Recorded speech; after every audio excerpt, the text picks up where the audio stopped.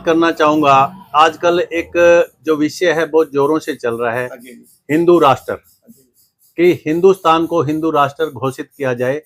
और उसके लिए कई जो हिंदू गुरुजन हैं, संत हैं, वो इस कार्य के लिए काफी प्रयासरत हैं।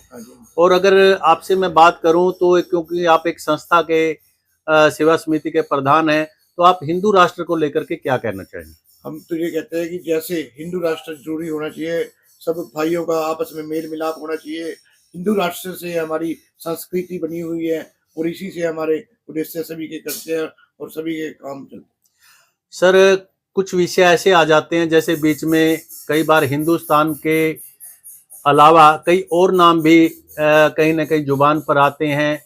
अपने एक धार्मिक रोक नहीं सकते हैं, जो उनका उद्देश्य है, जो जैसे वो अपना करना चाहते हैं वो अपने धर्म को निभाएं। लेकिन हमारे हिंदू राष्ट्र में हिंदू में एकता होनी चाहिए और हिंदू मिसाल जहाँ भी हम धार्मिक कार्य में जाते हैं उसको पूरा निभाना चाहिए अपने।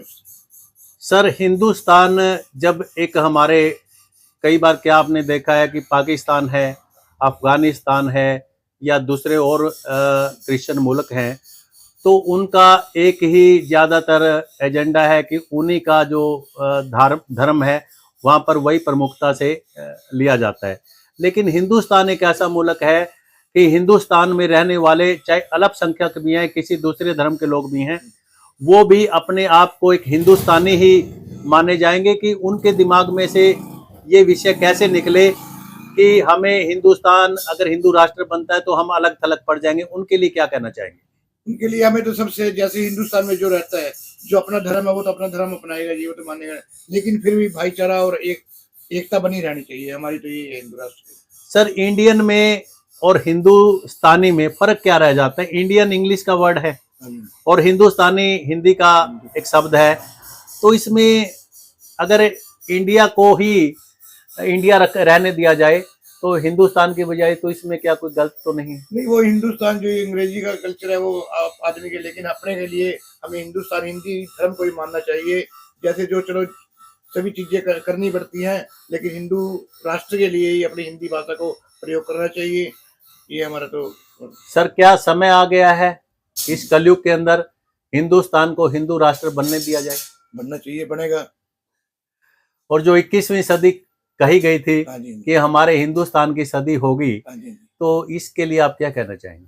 जो 21वीं सदी है उसके लिए हम प्रयास करें और कोशिश करें, सारे हिंदू एकता होनी चाहिए और इसको जो 21वीं सदी है इसको अच्छे तरह से सिस्टम से होना चाहिए।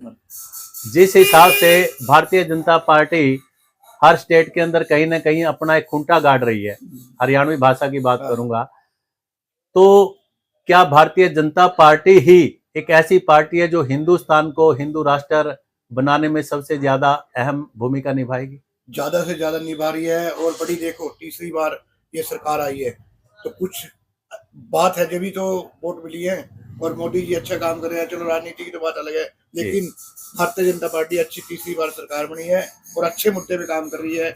हम तो ये कहते हैं कि चलो सरकारें तो इलेक्शन तो लड़ती हैं, कोई अपनी कांग्रेस है, जेजेपी है, सारी अपनी अपनी तरह से है, लेकिन बीजेपी अच्छा काम कर रही है और हिंदू राष्ट्र बनाएगी। सर, आप लोग हरियाणा में रहते हैं, हरियाणा में भी तीसरी बार हारी हुई बाजी बीजेपी जीत गई, तो इसके लिए क्या कहना चाहेंगे? ये बहुत अच्छी खुशी की बात है।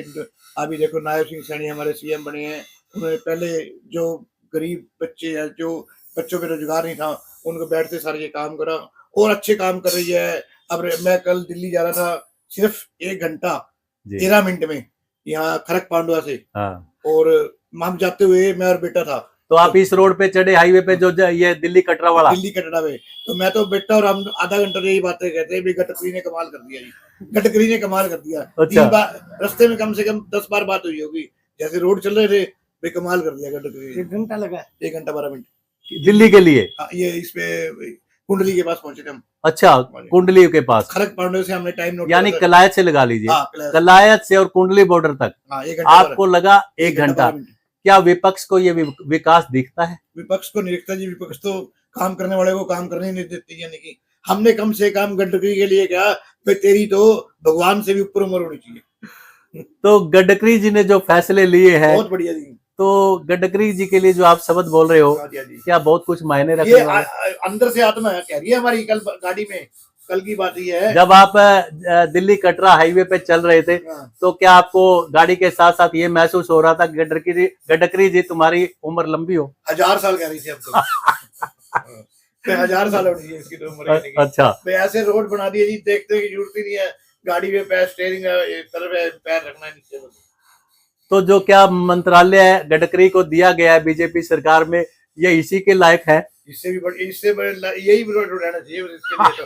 रोडवेज का, यानी कि जो ये रोड का काम है जी। अच्छा, रोड नक्शे पढ़ देंगे जी, नक्शे यानी कि हमारे। तो क्या आप जब हाईवे पे ड्राइविंग कर रहे थे, गाड़ी चल रही थी, तो क्या आपको फॉरेन कंट्रीज की भी याद आई? गए नहीं, लेकिन उस पर के सपने देख रहे थे भाई, यानी कि हरियाणा में भी ऐसे काम हो गए, यानी कि मोदी जी ने कराया, जो भी नायब सैनी जी ने। लेकिन चलो पार्टी अलग है, कोई भी पार्टी, लेकिन ऐसा हमने कल 10 बार गडकरी जी के नाम गाड़ी में याद जुबान पे आया। जुबान पे आया जी। तो ये इससे बड़ी एक उनकी प्रशंसा क्या हो सकती है? इससे ऊपर कोई तारीफ भी नहीं है जी। तो ये धन्यवाद। खाटू श्याम सालासर सेवा समिति की हम हर महीने बस चलाते हैं, और 1 तारीख को नए साल पे खाटू धाम राजस्थान में भव्य भंडारा लगाया जाएगा।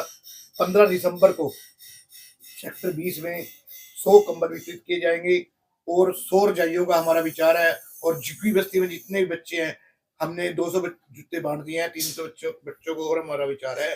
और भंडारे वगैरह और शुगर टेस्ट कैंप लगाते हैं।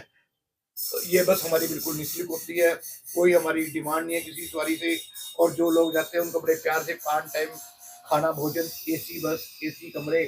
श्री खाटू श्याम सालासर सेवा समिति जो भी मेरे सदस्य है, मेरे भाई है, मेरे साथ जुड़े हुए हैं, चिराग बंसल जी हैं, सोमनाथ जी हैं, सनी शर्मा जी हैं, मैं उनका भी तहे दिल से, प्रवीण गर्ग जी हैं हमारे, और जो भी मेंबर हैं, तो इनका भी मैं तहे दिल से धन्यवाद, क्योंकि मेरी एक आवाज़ पे खड़े हो जाते हैं।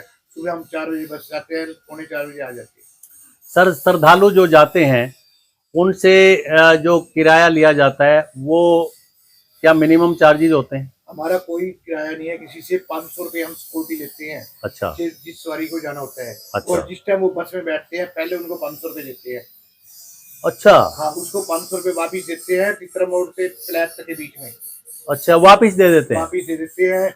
5 टाइम का खाना बढ़िया, एसी बस, एसी कमरे, एक कमरे में 4 आदमी को रहने के मिलता है। 3 टाइम का फ्रूट होता है उनके लिए, रास्ते में आने के लिए। 5 हम गिफ्ट निकालते हैं, जो यानी कि एक श्रद्धालु को जिसके भाग में गौ माता है, जो भी है, वो सबको जाते हैं। कोई हमारी चार्जिंग नहीं है। हमने इस संस्था में डोनेशन मेंबर बनाए हुए हैं, जो हमारे लगभग 300 मेंबर है। उन लोगों के सहयोग से कोई 300 रुपये मिलने का है, कोई 200 रुपये मिलने का है, कोई 500 रुपये का महीना है। कल हमारे को एक मनोज कंसल जी, मैं पैदल आ रहा, मैं बता रहा हूँ, तो पैदल आ रहा था मैं, उनके पास उन्होंने रोक ली मेरी गाड़ी। 20 साल पहले जानते थे। अच्छा, 20 साल पहले? हाँ, बोले मेरे को 51 रुपये मिलेगा मेंबर बनाओ आप इस पे। आपके मिसेज हमारी बस में गई थी, बोला आपकी बड़ी तारीफ सुनी आपने। अगर मैं अपनी मिसेज को आप लेके जाता ना, तो बात नहीं बन सकी थी, लेकिन जो आपने आपकी समिति ने उनका ध्यान रखा हुआ है।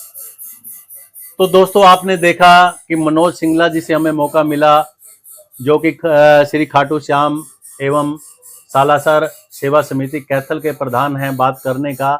और केंद्र सरकार को लेकर के और हिंदू राष्ट्र को लेकर के इन्होंने कितना ज़बरदस्त एक अपनी स्टेटमेंट दी है। और बीजेपी की बात की जाए तो केंद्र और प्रदेश सरकार के लिए बहुत कुछ इन्होंने कहा है। तो चैनल पर आप भी आइएगा और इन विचारों को सुनकर के आप खुद कमेंट करके बताइएगा कि आने वाला समय कैसा होने वाला है। तो दोस्तों, टुडे हरियाणा की तरफ से फिर मिलूंगा मैं आपको नई खबर के साथ। बने रहिए। जय हिंद, जय हरियाणा।